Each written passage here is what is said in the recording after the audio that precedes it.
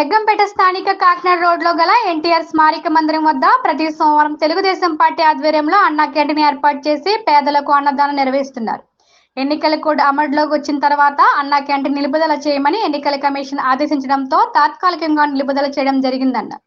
మళ్ళీ జూన్ 17 సోమవారం అన్నా క్యాంటీన్ జగ్గంపేట ఎమ్మెల్యే జ్యోతుల నెహ్రూ ఆదేశాలతో పునఃప్రారంభించారు.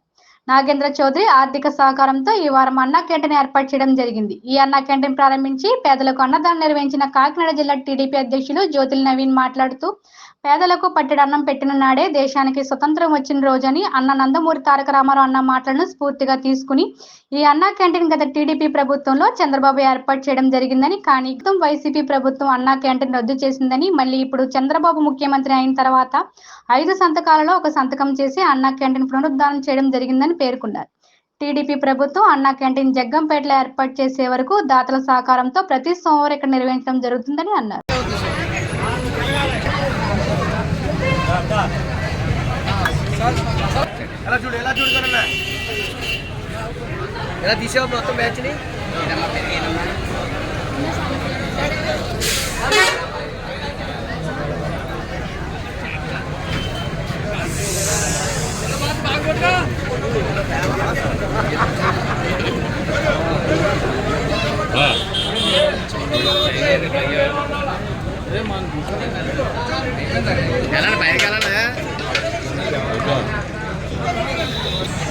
నాగేశ్వర గారి